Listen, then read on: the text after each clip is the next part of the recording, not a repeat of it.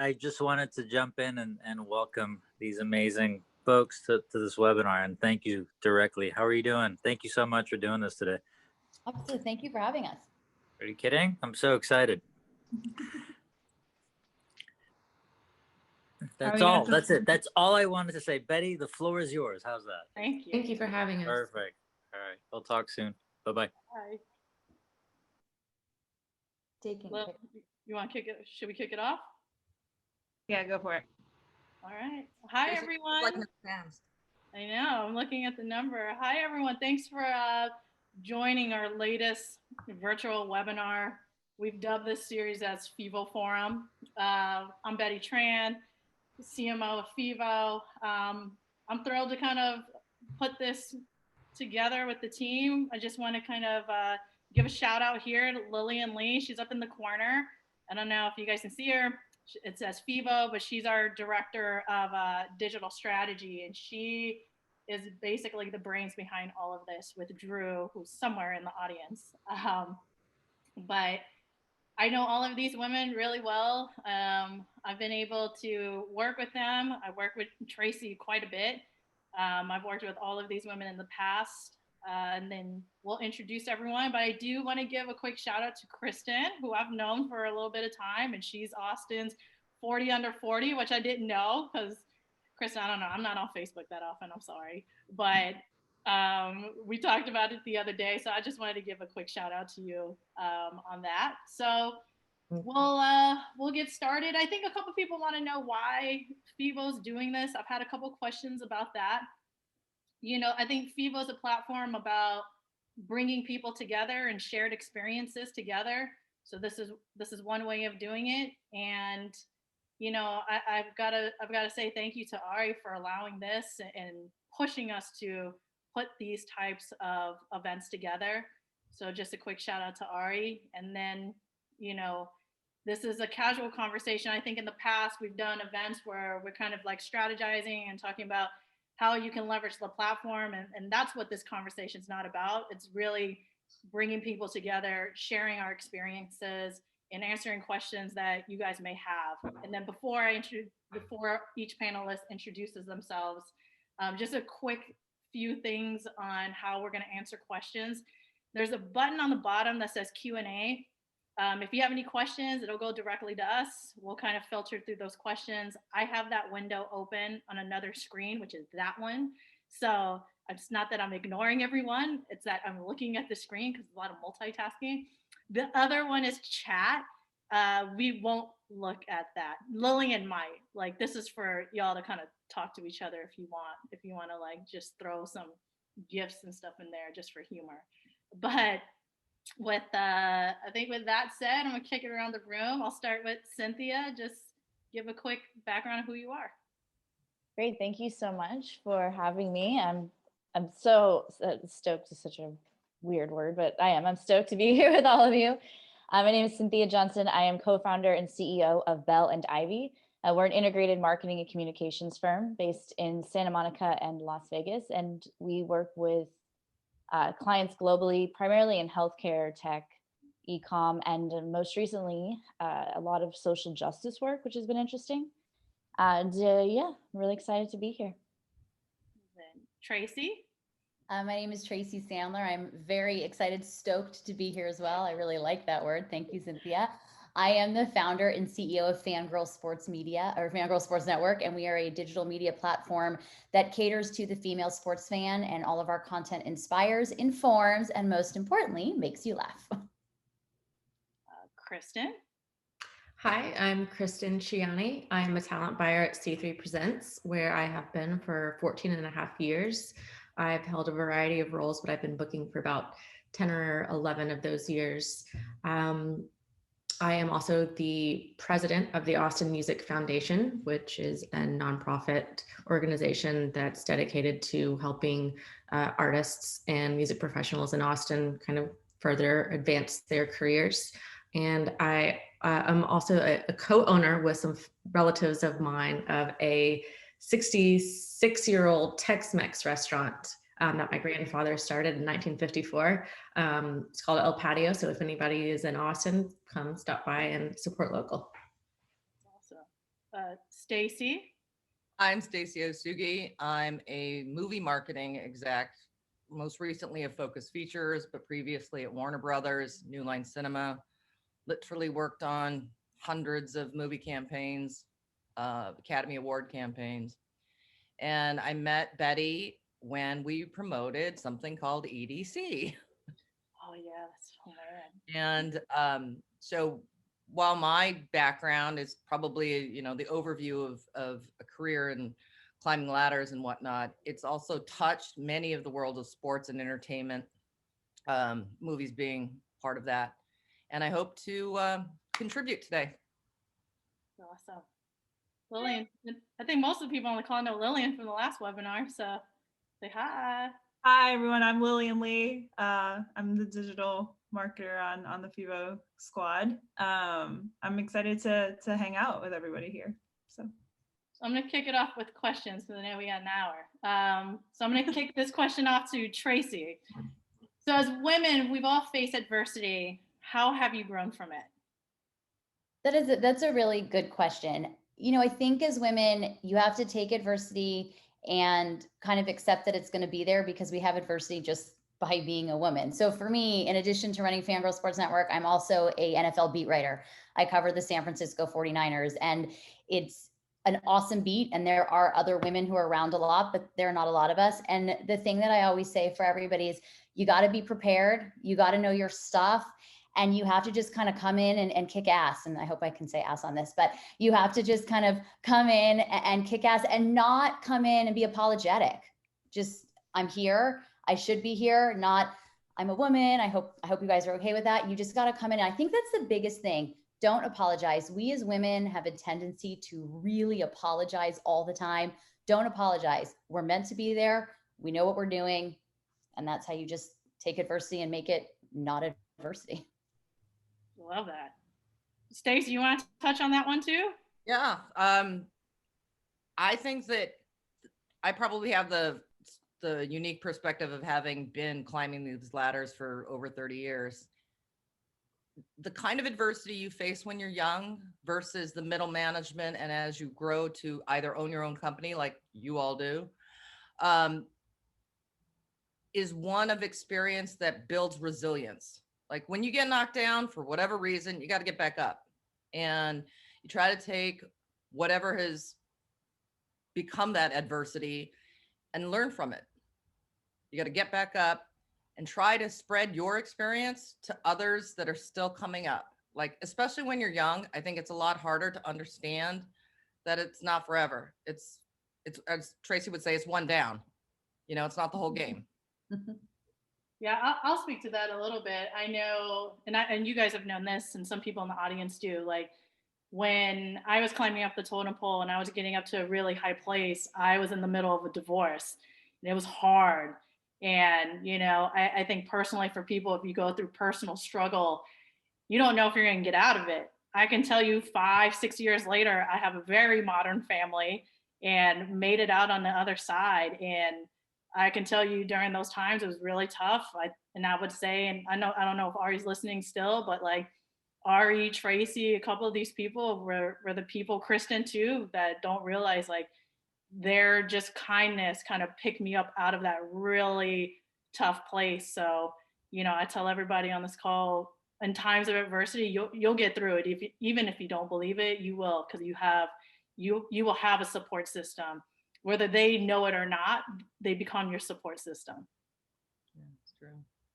I'm gonna go on to the next question, and this is I'll pose this to Kristen and Cynthia. Knowing what you know now, what piece of advice would you give to your younger self? So many things. So, I'll go ahead and say I would probably say speak up sooner. You know, I feel like my career really took off once I realized that people would listen if I spoke up a little bit. And so, you know, recognizing that taking a risk isn't the same as speaking up. And I think early on in my career, I felt like it was. Like having an opinion was a risk. Being against an idea was a risk. Bringing ideas to the table was a risk. And I always felt like I was putting my career at risk by jumping in or joining. And that's actually not the case. If you keep the conversations casual and put yourself forward and have ideas and fail over and over again and openly, and I think we talked about this earlier, like it's okay to be wrong, and it's okay to be wrong in a big way. It's happened a lot because you learn from it. But to sit back and sort of coast out of fear, that I think was a lesson I had to learn a little too late for my taste. But I would tell myself, get it, girl. Very, very, very well said. I don't even know that I have a ton to add to that. I think for me, it would be also, don't be afraid to take risks. It's never too late, absolutely. But I think that the younger you are, the easier it is to fall several times and, get back up off your feet. And not that I haven't had that. But I think, certainly for anybody younger that's watching, I would say don't be afraid to take risks. If there's something that you really want or you have a dream, go after it. Of course, experience is probably the most important thing that you can do for yourself. But I think that you learn from your mistakes, and sometimes taking a risk is a way to make a quick mistake and learn from it and grow. So. One little add-on, based, summarizing what you guys both said. When you're that young, also try to find your passion, what you love to do. It's a lot, easier isn't the wrong word, but if you are doing what you love, if it's a passion you want to pursue, that in and of itself will get you through a lot of the bumps because you're that much more motivated to keep going. Yeah, and just to actually add to both everyone here, Tracy, you touched on before, it's like the apology. Mm-hmm. When you mess up, because you will, focus less on the apology and more on the solution. Yes. Because the frustrating part for everyone around you is if you're like, I'm so sorry. Okay, we all get that. Like, what are you going to do about it? So come to the table with solutions, and yeah, be young and bendable and breakable because you are. Enjoy it. Sorry, one other thing I would add to that too is be okay if you mess up and someone gives you some constructive criticism, take it and then figure out, like you just said, Cynthia, how you're going to make the solution. Don't make excuses. It's okay to mess up. I think we've gotten to a place in our world where everyone's so scared of being wrong or messing up or getting in trouble. It's okay to mess up. We all do. Own it, move forward. Don't let it happen again. And, say to your boss, you know what? That's on me. Here's what I'm going to do going forward to make sure it doesn't happen again. But it's okay to make mistakes and it's okay to be wrong. And I think that's something we've really gotten away from. And it's such an important part of the learning experience as you grow professionally and personally. And I think, it's no secret, women are emotional, and that can be a setback for us. So don't let your emotions get in the way. I think I see it with coworkers or people that have worked for me. Sometimes, especially when you're coming up, you tend to get emotional when you have criticism come your way. I used to, but I think that we just have to take it, learn from it, and grow. I used to get sensitive early in the career. I think you get older and it kind of, your skin gets a little bit thicker. Definitely gets thicker. I've got a couple questions already trickling in. I'm going to address a couple in a little bit. So I do see your questions coming in. I will ask them. This question is for Tracy and Cynthia. What barriers or adversity in the office of the field led you to want to start your own company? So I'll start with Tracy. So I've been a female sports fan. Obviously, but my entire life, I've been a huge sports fan, always like blowing guys away with my knowledge. They assume I don't know what I'm talking about. And then when I do, that's a shock, which is something I'd like to change, but we can get into that later.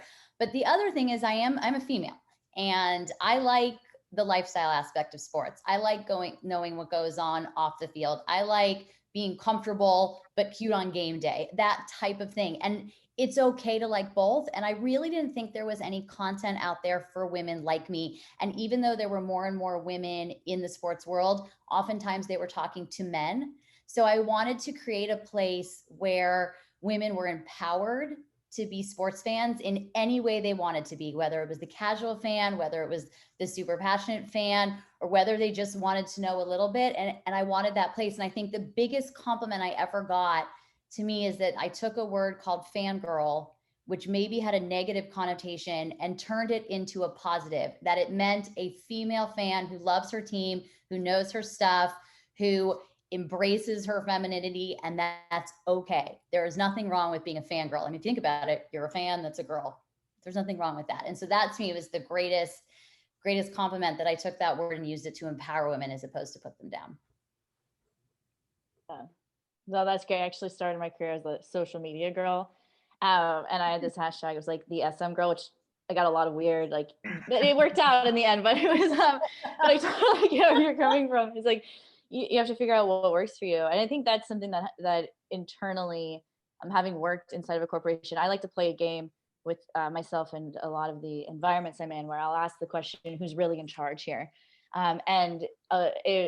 It's interesting because it's not usually who you think it is, but they always have the most say. And after a while, I just realized there was a certain change that I wanted to see happen. And not only in marketing, but I think also in how marketing affects culture and impacts, human resources and the lifestyle that employees live, and just hierarchy within an organization. And I guess I just asked that question too many times, and it was never the person that was in charge. I was like, okay, so this person's doing all the work and knows all the answers, but this person's in charge, and that's not right. So I think I felt empowered to start my own thing, because the problems I wanted to solve, I couldn't solve from the inside. And it became very clear. And I don't think that's true for everyone, because you do need champions inside that can rally with you and make the changes internally that you're presenting externally and whatnot. But that was really, for me, the big moment when I was like, no one's listening, I'm in charge. So, but yeah, it's been really eye-opening. And I think if that's a path anybody wants to take, create a strategy for figuring out if it's the right choice for you. And for me, that was what I did. Awesome. I'm going to ask this one that just popped in. Any advice? I think this is for all of us. So I'm going to start with Stacy on this one. Any advice you can give to male managers on this call to break down barriers to engage female employees and empower them more to be rock stars in their respective companies and careers? Okay. On the spot. It wasn't rehearsed. I've had good male bosses and bad ones, but I've also had good female bosses and bad ones. So I think part of how you start that conversation of being a better manager is almost gender free. Like, in my mind, is you start with what the goals are, what the objectives are, what skill sets do you need to be successful in the organization? And then once you have the real conversation for each person that you manage, like, so what are the challenges you're facing? And that open ends and empowers women, minorities to be able to speak up and hold that place, somewhat sacred, that you're, as a manager, trying to help your team succeed. And if, as a woman, like, for example, when you have children, when you have home care issues, that's part of the challenge. Like, there's some single women that, would constantly get hit with the overtime requests. Somebody's got to stay late. Oh, you don't have kids. They used to drive me insane. And it, as time went on, I think it became more like a badge of honor. Like, I'm going to do it. And then I realized, well, wait a minute, I'm getting screwed here. So again, as a manager, you want to try to have as much of an open mode of conversation, a mode of communication, to be able to have the tough conversations. Because women are going to say at some point, and it's going to sound like a bitch session. Again, back to Tracy, all of us, like, don't apologize. It's a legit issue. And whether you're female or male, it's a particular, I think, need for male managers to listen to that and not discount it. I think some male managers have a tendency to, yeah, when they're hearing things they're not comfortable with. And maybe it goes back to having moms and wives, but I think we're now at a point where men are figuring out that not only are women supposed to be respected, but hey, we're your competition. And if we don't get it from you, then you become part of somebody that we need to compete with in a way that's not cooperative. And that's a tough situation also. Also, female employees should speak up. You need to speak up. You need to, right? As managers, we know what we know, right? I think it's a long time ago, I had a boss. I think I was just like, this person needs a raise, and like, we're overworked, and it was just a whole thing. And he stopped me, and he was like, you know what, Betty, bosses have feelings too. And I literally just paused. Because I was just going for it. I was like, well, I was just going for it. And I was like, oh my God, you're right. And it was just such a phrase that's always hit home for me. Yeah. And I think people, if you're in a position, I don't know, like you're a parent, and I personally don't talk about it for people. I'm a single parent of 3 sons. It's not something that I open up with when I am trying to get a project or a job or things like that, but it is something that's in my schedule. And I've been blessed and fortunate to work with people that have, I wouldn't say make concessions for it, but they know that's part of my life. So if I'm on a call and my kid's in the background, well, now with COVID, you're just kind of used to it. But before, it's like your kids are in the background, people were just very accepting of it. I think if you're a woman, you definitely need to talk about it. You definitely need to have conversations with your managers, but also managers also need to know the personalities of their team. It's not one size fits all. Everybody operates in a different way and takes feedback differently and expresses things differently. Well, if I can chime in, you just said something that to me has really resonated with me. My dad, with his employees, when I was kind of coming up, he would say, you know what I do with all of my employees? I make them take a Myers-Briggs test. And I was like, that's okay, that's interesting. And he said, because I learn about like when they're applying to work for him, because he's like, I learn what they're going to be like as they're going to get along with these types of people and the rest of the team. And, we recently, some of the buyers at C3, we all took this 16 personalities test, and it shed so much light as a team on how we worked as individuals and how we work with others. And I really think that is so important to learn about how people work and the people around you work, because it's like, even in a relationship, if you understand why somebody is communicating the way they are, or what's important to them, or what their goals are, or how they're going to react in certain situations, then you know how to adapt to that. And I just really think that as an employee and as a manager, that has proven to be a really useful tool, because everybody's different, and that's okay, but learn how to connect with that person. Yeah. I sorry, Tracy. I was just gonna say, I think the competition piece that I heard before, like that's that kind of ecosystem that you want to avoid in a workplace, right? Like the best managers that I've ever had were managers who looked at their employees or the people that reported up to them not as competition, but as collaborators. And like Kristen said, like, how do we work together better? How do I get to know my employees in a way that I can interact with them more effectively? How do I communicate with them or to them in a way that empowers them, right? It's just that kind of mind shift of, they're not people that work for me, they're people that I work with, right? Yeah, and trust them, trust you.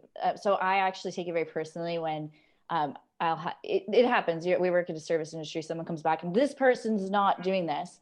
The first thing I do is I add them to the email and I say, I'm sure whatever reason they have is completely and totally valid, one. And two, like, let's make sure you bring it up to them, because I'm not, you're going to talk poorly about someone I hired, because I find it completely disrespectful when you don't respect the choices I've made as a hiring manager. And it came to me, I actually had a boss who, there was a client who wanted something by a certain time, but there was too much work. And I said, look, you're going to have to wait a couple more hours. It's like Friday night at 6 o'clock. And I'm just, at the office trying to finish. And he emailed them separately. And then my boss added me to the email and basically like unleashed on this guy and was like, you should be thanking her for still working on this. And then he called me and was like, tell me I'm right. Like, tell me that I've got your back and you've got mine and everything's going to be okay. And I was like, yep, I'm still here. We're going to work through this. And I just remember that level of trust. He trusts in what I said. If I told him that I needed more time for some reason, it wasn't a discussion of no, it needs to be now. It was like, I trust you, I get it. And I think, you hire the right people, you figure out who they are and trust yourself that you've done your job to that point and let them run with it. Give them freedom to be a person that has a job, not a job that also happens to be a person. Right. Well, and a lot of times when you do kind of fend off criticism, it's a lot of times is the person that's doing the attacking or criticizing, it's usually some sort of insecurity. So I think that's smart that you really look at, okay, well, what is the solution here? What is the crux of the issue? Are you really mad that this person is doing this, or is it something else that's going on? And people, women, I said this to you guys yesterday, like sometimes women can be a little petty. We compete, we're emotional, we can be each other's biggest enemies sometimes, when really we should be each other's biggest champions. And I always encourage people that I work with to champion and be proud of people. Don't look at them as, don't act like men tend to want to label women as just these emotional beings. Like we're better than that. Yeah, and I can be shockingly unemotional. Emotions are okay. Like I told my sons, like, it's okay to be emotional. I'm never going to suppress their emotion, because then, in my opinion, then if I tell them not to be emotional, I'm going to foster angry sons. So, I think it's emotion. If you're any human being, man or woman, if you're emotional, it's okay. Just take a moment, take your space that you need for that emotion to then have a healthy conversation, because you're going to feel how you feel, and no one's going to tell you you're wrong on how you feel. I think delivery is key, right? So it's like you take that moment, you're going to be emotional, and then once you get that out of the way, you can have a very tactful, pragmatic conversation that gears towards the solution. Yeah, I think you hit the nail on the head with that. Going back to something, Betty, you said at the beginning, that you're a single mom of 3 boys and you don't lead with that, or you don't open with that. I would love if we could get to a place where there's no reason you can't open with that. And I would say, you're raising 3 boys and you're this good at your job, you're hired. Well, I did say that, but like, I do think we should get to that place. That shouldn't be a count against you. That should be a count for you. Like, wow, you must really know how to balance your time, multitask, and get stuff done. And I think it would be great to get to that place, because I think we're also still in the place where women don't want to tell their bosses they're pregnant because they're afraid they're not going to get the promotion. I mean, we're still there in 2020. And I think that would be a place where men can really help their female counterparts to take that stuff out of it and focus on the person and what they can do and their ability. And that would be one of the most amazing things that we could do for women. Agree.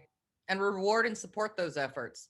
Mm-hmm. Yes. Like, if you have the power to appoint the people that are at the table, like, make sure that you're calling out your female employees. It's the little things that count. Here's an interesting question. You are all beautiful women. How do you get people to respect you and show that you are a powerful businesswoman, not just a pretty face? I'll start with Tracy on that one. that. First of all, thank you. That's a very nice thing to say. I'm going to go back to a little bit of my former life. I used to work for the mayor of DC, the former mayor of DC. And when I got hired for my first cabinet position, someone commented on the article. I don't know if people still do that, but someone commented on the article online on the Washington Post and said, I've been around that administration. She's just there for decoration. And I was so upset by that because I'd been there 6 months. I'd been promoted 3 times and I was so excited to have a cabinet level position. And it was the beginning of me understanding that people say things like that. It's a personal thing. You know, perhaps that person worked the administration, didn't get the job, and it's about them. It's not personal to you. It's personal to them.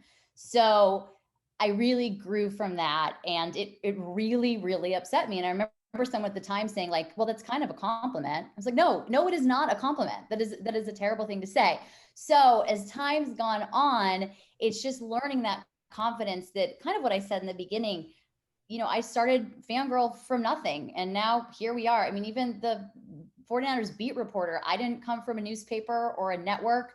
I just started a blog that grew into a company, and I earned their trust and I got credentialed. And it was because I'm good at my job. I know what I'm doing. I know what I'm talking about. I'm always prepared. I'm always professional. And your actions are what takes that stuff and puts it aside, because you don't want to be known just as that. Because that will also only take you so far. If you don't have the talent, if you don't have the preparation, and if you don't know what you're doing, there are a million pretty faces. So you need all of that other stuff. So it's really just a matter of being confident in knowing who you are and what matters and what you bring to a table that has nothing to do with what you look like. I don't know. That might be a mic drop moment. Yeah, I was just. No. Yeah. I'm seeing a couple on the Q&A, unless anyone wants to add on to that. I'm seeing a couple on the Q&A about being addressed to like the women of color on the panel. So Betty and Stacey and whoever may else identify as such. But basically, how do you navigate promoting feminism and the intersectionality of feminism and racial equality in the workplace? This might be a very kind of broad question, and we can dive into things as you guys see fit. But I just wanted to put that on your guys' radar. How has that intersectionality played a part in your journey? What advice do you have for other women of color in the field? Stacey, you go first. Well, there's a big difference between being a manager and then trying to get in. So I'm going to start with the manager side. Working in entertainment is challenging. Everybody wants that spot. And we're talking about male, female, non-gender specific, all minorities. There isn't anybody when I interview who isn't represented. And so again, with the expertise and the best practices of whatever it is your organization is trying to achieve, you have to make room for everybody to have a shot, period. Like at the very least, I'm not saying that there's a measure of who gets what job, or there's no quota to that. A lot of it has to do with just having the opportunity to get in front of the people doing the hiring. And then when you own your own company, maybe it's just 1 or 2 or 3 people that get to make that decision. One of the things as a minority that I made sure of is that other minorities like myself would get a say in hiring. We didn't centralize, like at the end, it's just one person's decision. We tried very hard to make sure there was consensus and that there was, let's call it equal time, so that, again, you may not recognize the expertise and or the specific challenges of a candidate who you just don't know, that you're not, whether you've never had that conversation or don't know about that particular bent of minority. Some men with women are like that. You know, there's a kind of tone deafness to what managers don't know. And so you increase the odds by getting other people into that mix. Totally. Yeah, And I think for look, those, like For those, if you're a woman of color, like, or just a person of color, it's the journey over the years has changed. I would say, I mean, Stacey, you can talk to this too. Your early days at Shy Day. I think for me, the early journey was I always had this extra pressure to come correct, like just come in, organized, buttoned up, like I'm coming in, like I'm coming correct. Like you're not going to be able to point if I did something wrong or like, oh, that's not buttoned up. Like I always had this extra pressure, like, no, you're not going to be able to poke holes in what I'm saying. I'm just coming 100% into this. And I don't know if that's really a person of color thing. That's always been something for me as a woman, as a minority, and being one of the few female minorities at the like a high level. It's always been one of those things that's added pressure, and that's added pressure on myself as a person because I'm one of those people that is a perfectionist, wants to be an overachiever. But that's always in the back of my head is like, I always ask the question, am I turning something in? Do I love it? I have to love it before I deliver it. Because if I'm just trying to bypass and be like, oh, get this approved, and Ari, he'll tell you that. Like when I turn in something to him or to Tracy or like even Lillian, even the team, like I gotta love it to put it out there. I can't just like, oh, sorry, people don't like profanity. I can't half-ass it. There's no half-assing in that. You just gotta come with everything that you have. And if you can come with everything that you have and the person on the other side can see it, they're going to respect that. True. Lil, you want to ask the other questions? Come on, Lil. Lil's got Q&A up. You want more questions? Or get you in the mix, Lil. I'm in the mix? Okay, great. Well, on that note, right, like, so coming to the table, coming correct to the table, I know this one is hard for me. Like in the realm of self-promotion, how do you argue for yourself? How do you go about making sure that you have a seat at the table or speaking up or yeah, take from that what you will. But I think you should argue for what's right across the board.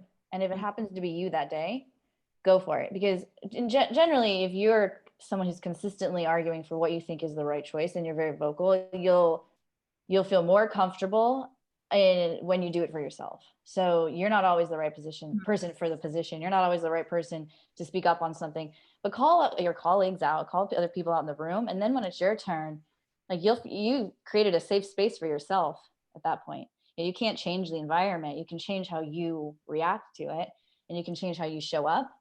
And I've just learned that over the years, if I show up for other people, it makes it so much easier to show up for myself, because I really feel like I'm taking in the situation and like going, okay, no, this one's for me. I've got this handled. Whereas, other times it's like, no, this one's not for me. I'm going to call this person out. And I'm going to make sure that they're heard. And, that's an awareness thing as well, because I think the lack of wanting to show up is we've all been in situations where someone has shown up for themselves and they had lacked that awareness of like how to read the room or if it's really a position for them. And no one wants to be caught there. I don't mean women, men alike, they just don't. And some people are much better at it than others, as shifting the perception of the room, right?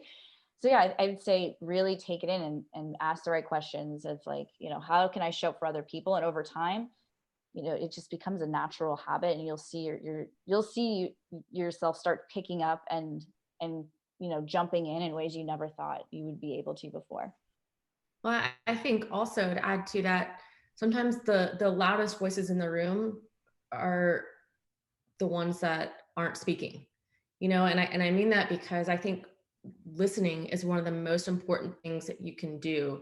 And we all know the people in the room that they love to hear themselves speak, and they always want to be the ones, with the great idea. But sometimes what's birthed out of a meeting and a great idea is birthed out of just listening to your team, what other people have to say. And sometimes you may not say anything at all, or sometimes you just by taking it all in, you might have the best idea just from, or you may not, but that's okay. You don't always, it's not always about you to have the best idea, and be okay with that.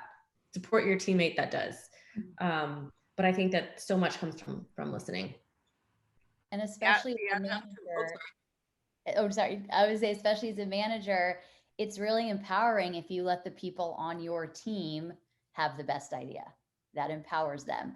It's when you listen and take all of their feedback and listen to their ideas, and then come out with, okay, well, Betty had a great idea, and Kristen, you also had a great idea, and we're going to take those together, and really great work, you guys, like together we put, but there's something empowering about that. So especially as a manager, I think it's so important to really listen and take it in, and also not rush to judgment and not rush to make a decision, but really, you know, take your time with that. But if you want to empower the people that are working for you and with you, listening, it seems so simple, but it's such a great way to do that. And I think it says a lot about you as the manager. You know, you brought that team on. So if you're bringing on badasses, like that speaks volumes of you too. And make sure people are accountable to themselves, right? When someone's like, oh no, Billy did it. And you're like, I know Billy didn't do it. I watched you do it every day. I sit right next to you. Like, you know, why are you giving Billy all the credit? And I think that's okay too, to make sure that they're sticking up for themselves as a manager. One of the things I think, if you're the senior person in the room, when you see that dynamic happening, it's not just about calling other people out, but as you listen, encourage others to ask questions. Like, sure, it might be the germ of a great idea, but like, how do you improve upon it? How do you execute it? How do we strategize around it? And I'm sure that in that room that you've built, there's something each one of your team needs to contribute or wants to contribute. And likewise, we'll empower them. They didn't have to have the great idea not to be able to ask a question, you know? My mentor says that exact same thing. He actually wrote a book, Just Listen. So that kind of falls into our whole theme here. But he said, because I, you know, you go through as a manager, like variations of yourself as well. He's like, we all feelings. And he said, stop asking people if they understand and start asking them what they understand. And you'll start to find all the holes in the room. It's so true. Like asking them, what's the strategy? What do you know to be true about this conversation? What are you doing next? Instead of just agreeing to whatever's been said, because things get lost in group conversation quickly. And you're listening to the feedback of exactly what's happening next has been really helpful for us. Well, this is a good question that just came in. How have you stood up for yourself, gained respect in a male-dominated environment without seeming emotional? Oh. And well, so who wants to pick that one first? So I stick up for my work, period. Yeah. And I had an experience for once. The first time I ever spoke somewhere, someone said to me, I was like, oh, I'm kind of nervous. And they were like, what do you have to be nervous about? You just have to show up with a pretty face. We actually have to have good content. And I was like, oh no. So, you know, so something I did is I focused on the content, and I made sure that my content, my slides were featured as many places as they could after I spoke. So I wanted those numbers to just blow his away, right? You know, and I was like, I can't just come at him, right? And I entered into the SEO industry. And I don't know if you guys know what that looked like 10 years ago, but it was not a lot of women involved. And so I remember being like, okay, how do I handle this without coming off as emotional? And I just said, okay, well, we'll see. And I just focused on the content as much as I could. And that was an eye opener to me. And then I had a mentor boss who said to me, we'll just hire them once we're paying them. The tables have turned. And I was like, that's hilarious. And at the time I was like, I can't do that. But yeah, years later, I ended up hiring them. They did great work, but the tables have flipped. And I really, you know, it's okay to let it go later too, I would say. But yeah, focus on the content, just keep showing up. And I think simultaneously, like on the flip side of things, if in the work environment, I think we have to start thinking about emotions and being emotional or being passionate about something as not a weakness, but a strength, right? It means you care about what you're working on. It means you feel strongly about what you're putting forward. I think while you come correct and while you speak up for strongly about what you're presenting and what you bring to the table, I think on the receiving end of things, we have to start thinking about emotions as a little bit less of a weakness and more of a strength. Yeah, lean into it a little bit. Yeah, totally. And as a woman in sports, you know, this is just the nature of the beast. We have to come more prepared. And I have to come more prepared. If I'm going to be a guest on a podcast, on TV, on anything, and doing any of my own pieces, I have to be much more prepared than any man. And I also need to know how to pronounce names. If I pronounce someone's name wrong, the entire thing is going to become about the girl doesn't know how to say it. The girl doesn't know. That's what it becomes about the entire time. The girl said it wrong. If I was a male and I pronounced someone's name wrong, no one would even care. It would be like, oh, I wonder if that is, maybe I've been pronouncing it wrong because he said it this way. And I think as a woman in sports, we can't get emotional about that because that's not going to help the situation. You can get emotional about it later, but it's just coming correct, coming prepared, knowing more than anything. I've been on panels or on like YouTube stuff with guys, and they all have like their computers out and their iPads. I have a page with a few notes written on it, because if I at any point have to go to my computer to look something up, the girl doesn't know. See, the girl doesn't know sports. So it's just kind of also, like you said, Cynthia, let your content speak for itself. That is your most powerful asset, is the work you do, and to be able to point to that work, and because no one can argue with that. And so I think that's the most powerful thing you can do. I agree. And I think it holds true, not just in sports, but in music. You know, as a female buyer, there's not a lot of us. It's a very small percentage of us that are female. Most are male, as are agents. There's way more male agents than there are female agents. And, you know, I've been this person, and I've seen it where, you know, you feel like you almost have to get aggressive with agents so they take you seriously. And you don't always have to do that. You know, when I was first starting out, I remember an agent had made me cry. And afterward I was like, what just happened? I can't be doing this. And so I learned from that, and with more experience and confidence, that all changed. And like you said, my numbers have always spoken for themselves. I don't think I've ever been given a goal or a target number to hit that I haven't exceeded. And that's always been important to me. You know, when I'm given direction or, you know, you're required to bring in X amount of money, I always wanted to beat that, because I'm more so competitive with myself than I am with other people. And I never wanted to settle for mediocrity. I always just wanted to be the best. So I think, you know, what you just said, Tracy, you know, you want to have your all of the information, all of your credibility just out there. You don't want to have to scramble to figure things out. You're great because you're great. We are at the 49-minute mark, so I have 2 questions left to ask y'all. There's more questions, but maybe we'll try to answer these on email later.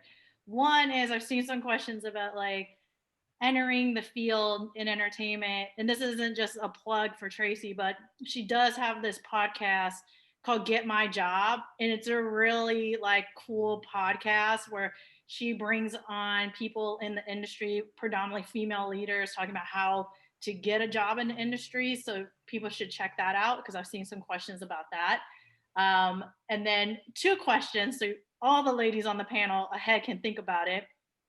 Biggest lessons learned in 2020, and what would you tell your younger self, is basically what I'm looking at, right, Lil? That's the question, right?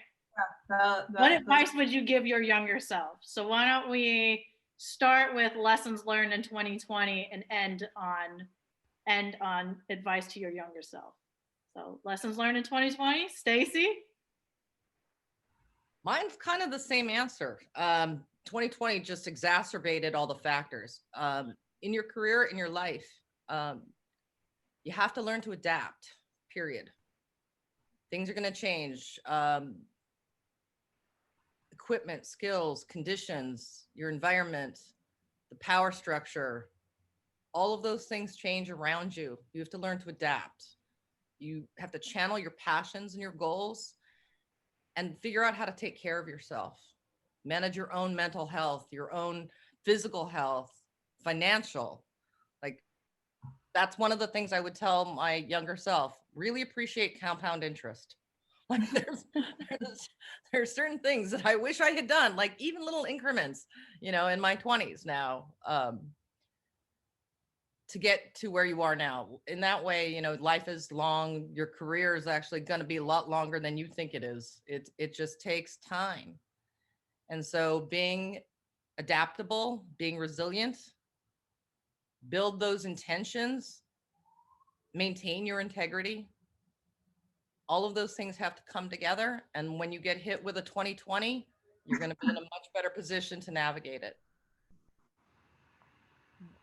I'll go next. Lessons learned in 2020, really piggybacking on what Stacy said, be adaptable, learn how to be flexible, which is good life advice, and learn to pivot. I work in sports. There were no live sports for a very long time. Our other podcast is Fangirl Playbook, and we talk about what's going on in the world of sports every week. Again, there were no sports. So we pivoted and we became a podcast that broke down an episode of Friday Night Lights every week. And that's become part of who we are now. It's called Fangirl Playbook if you guys are fans of the show, another plug. But that's how we changed it, because it's still sports. It still was authentic to our brand, and we had to keep content going. And then we started, this summer, changing up the content. Every Monday we do Community Monday. So we're featuring an athlete and his or her work in the community. We do 5 fun facts. We have Get My Job. We have the Friday 5. So we have content that, whether or not there's live sports, we have content that's authentic to us and authentic to our brand, and that our followers will enjoy. But learning to be able to pivot and be flexible is so important. And I would say that in starting your career, be focused on what you want to do, but also be open to opportunities, because you don't know where different opportunities will lead. My younger self, I would say the most important lesson you can learn, and I learned this by reading the 4 Agreements a few times, don't take anything personally. And I touched on it earlier, it's not personal. Even things that seem really personal are not. They are about the other person. So try not to take things personally, because, and it's really, really hard advice, but the only person you can control is you. And if you are behaving and acting in a way that you are comfortable with and that's authentic to who you are, beyond that, you can't do anything about it. Yeah. I mean, you can't control other people. You can only control yourself, and you can't. It's like, I can't stress out about things I can't control. Like, I stress out about things I can control. If I can't control it, I don't stress out about it. But I'll take this one just because, Tracy, that the control thing and just stressing out. There's a couple of questions going on about, like, when things happen to you in the office, how do you respond and things like that, or just like being belittled or things like that. So I would say to the young women asking those questions, I would say that you can't control the other person. You can't. There's nothing. What they're saying or how they're coming at you is their own insecurity, right? You can only, on the other side, control your emotions and how you take that. If someone were to tell me that I suck, I'd be, in my mind, I'm like, wow, like, I don't. But if you want to say that, it's cool. But there's like probably 100 people that say I don't suck. So, like, cool if you want to say that. Like, I'm not going to judge you, but that's your own insecurity, and we'll just keep it moving. I don't dwell on what I can't control. Lessons learned in 2020, I'd say resilience. And there are people that will come out the woodworks that you never thought would come out, have reached out. There are people that will take time, people that you never thought you could reach out to, like, oh, I'm gonna shoot this person an email. They never respond to my emails. They'll respond.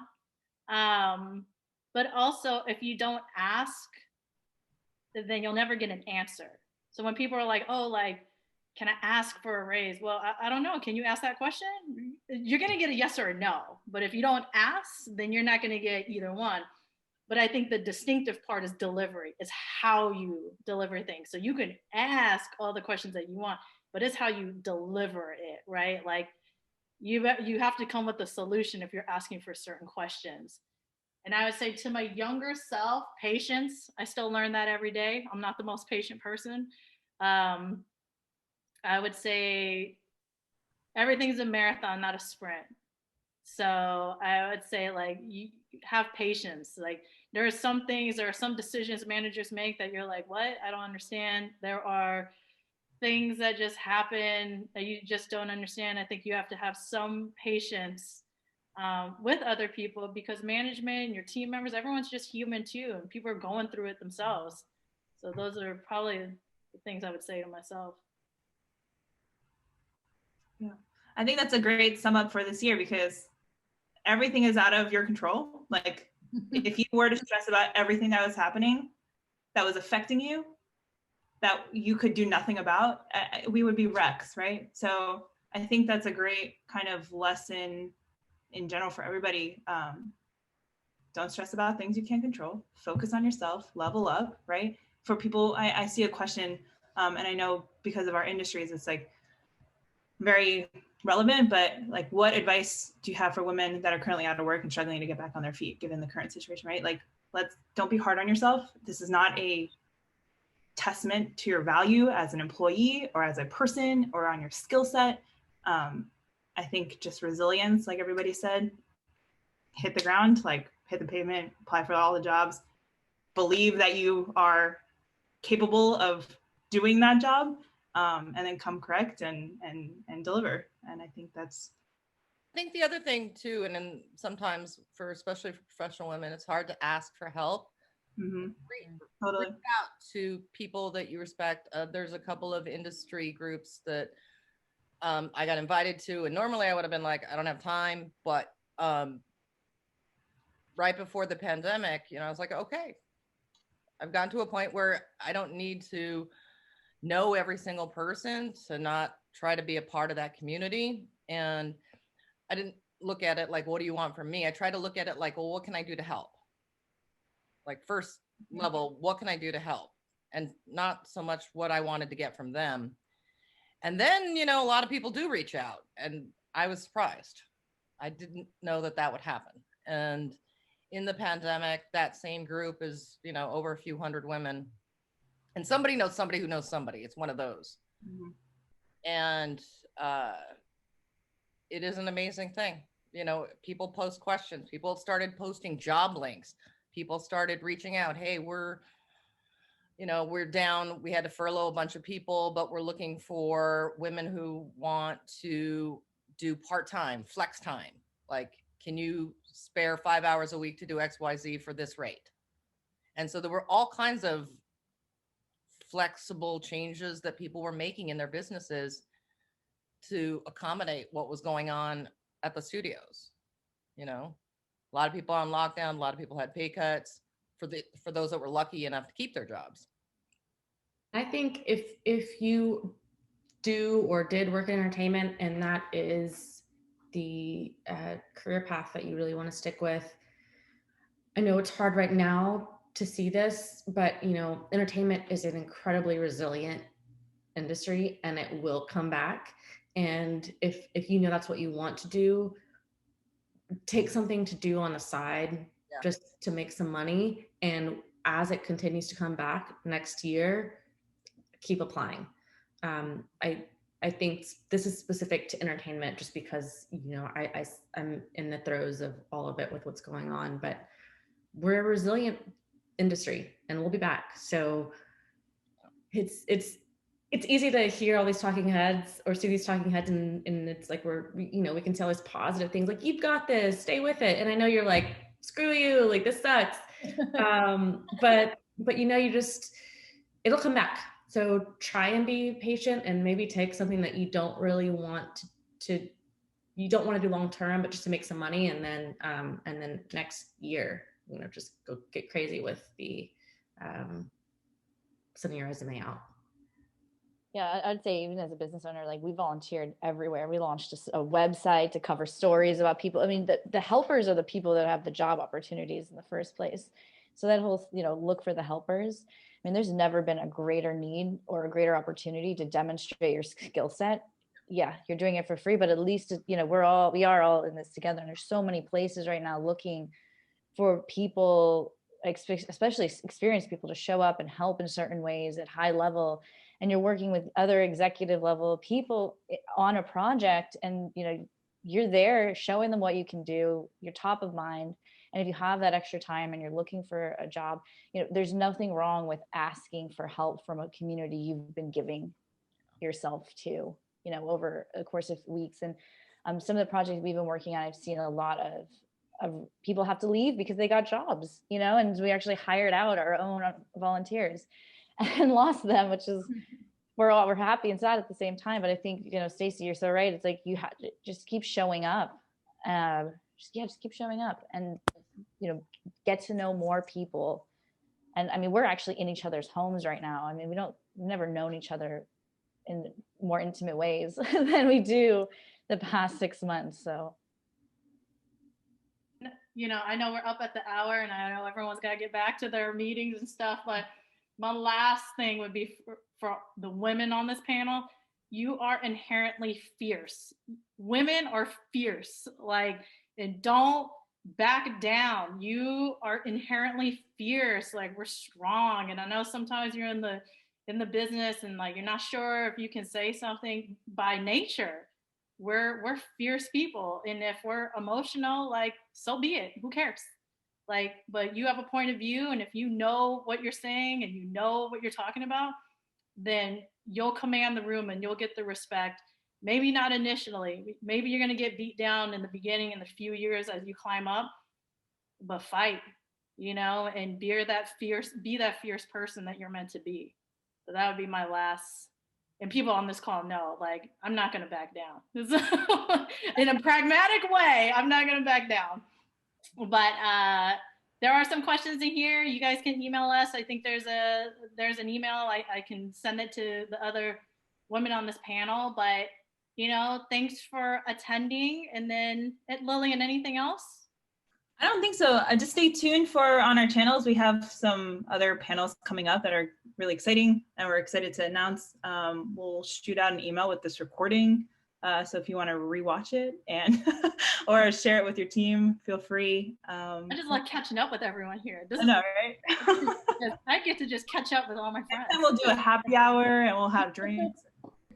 I like that. All right. Thanks, guys. Thanks, guys. Thank you. Bye.